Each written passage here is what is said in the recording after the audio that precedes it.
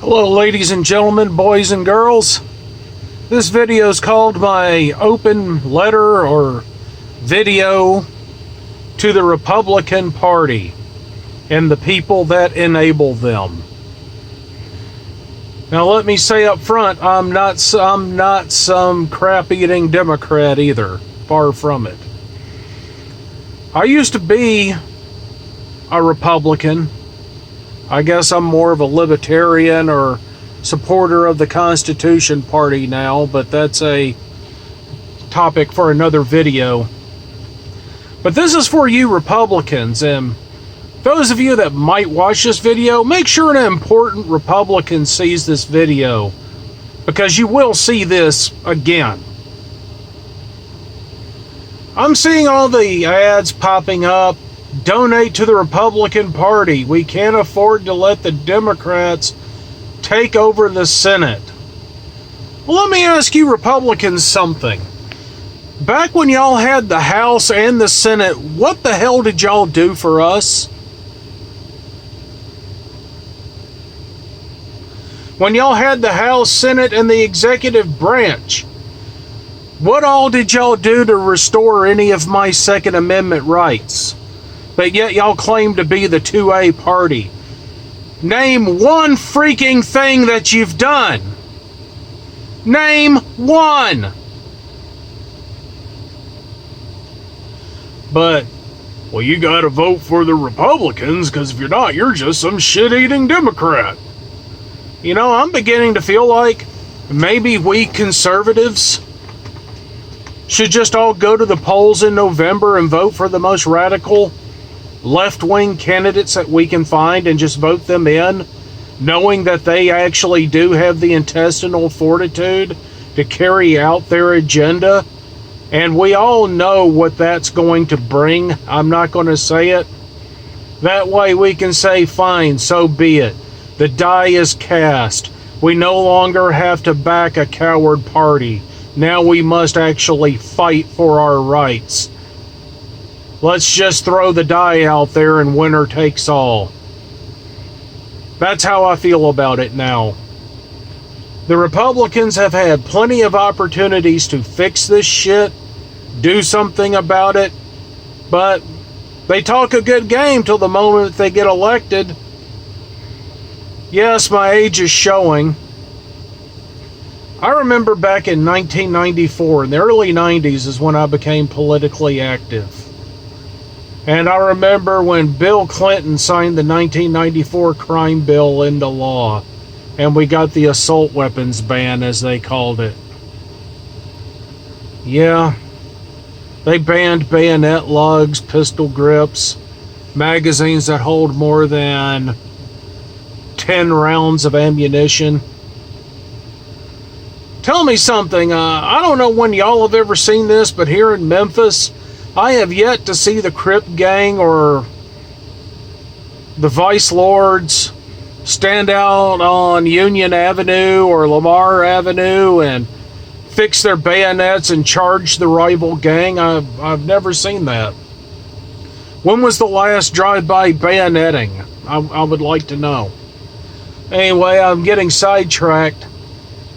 But I call the Republican Party the French Party. They are the party of surrender.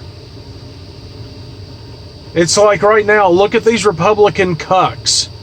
I'm not a big fan of President Cheeto either, but when he does try to do something worthwhile, even his own party don't back him because they're afraid of making their friends across the aisle mad at them.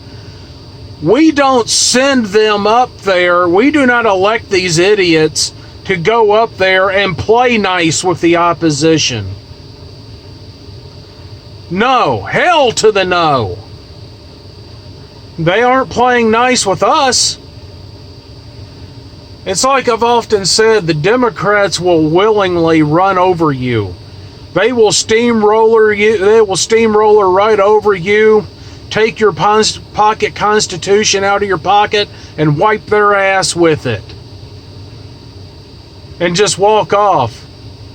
And the Republicans will just stand there with their hands in their pockets, watch them do it with their heads bowed. Then when the Democrats done kicking you when you're down and you walk off, the Republicans like, yeah, vote for us. We won't let that happen again. Am I right or am I wrong? So why are we continuing to support these cucks? Am I the only one out here who is frustrated? Am I the only one out here who is just sick and tired of voting for a party or a candidate because they've got an R by their name? I donated in 2016 to Trump's campaign twice because I believed in the idea of him. And after the first year of him being in office, I began to see the writing on the wall. This whole Russia thing could have been stomped in the nads the first year. But nope, we have had to endure this endless coup attempt for 4 years. Now I see how they're treating Flynn. You know, the prosecution has walked away from the case, but the judge ain't gonna let it go. Where is the legislative branch? You know, it's like we still have, the Republicans still have the Senate. Where are all the subpoenas? I remember when people were so excited about Trey Gowdy. Tucker Carlson really nailed him one night. It's like, when you had the ability to, why didn't you issue some subpoenas? That was a good question. You see, we do have some really great speakers in the Republican Party, like Trey Gowdy. Man, he's the orator from hell. And he can go up there to Congress and talk up a good game. Why can't he sign a subpoena? Well, excuse me, he's not in office anymore. Why didn't he? They're all a bunch of talk, man. They're all in bed together. It's like I said in my previous video. The civil unrest in this country, the shenanigans I have seen the federal government pull on right-leaning political groups. Alright, the stunts I've seen them pull.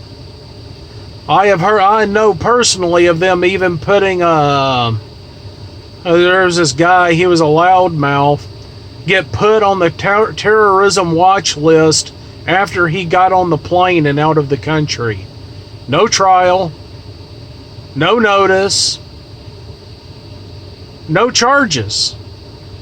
Just when his plane landed in Pearl Harbor and he got off the plane, goes to catch his connecting flight to Japan, the MPs wouldn't let him get on the plane.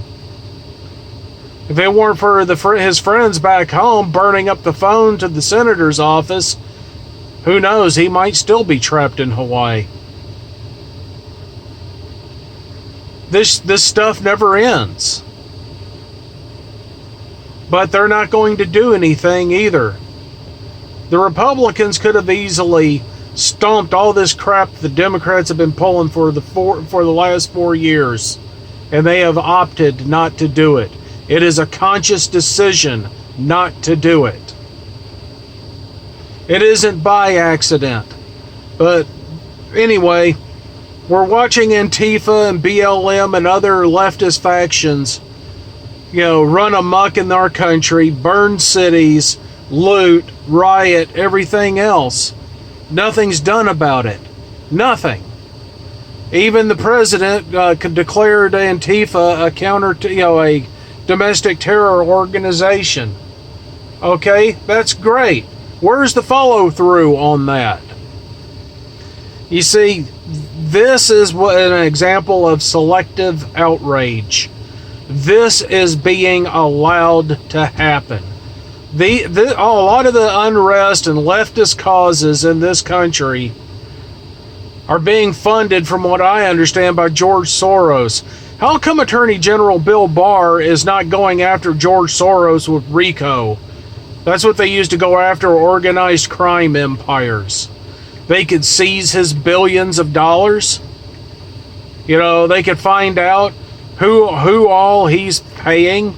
They could find out who all in Washington, D.C. is on his payroll. Why don't they do that?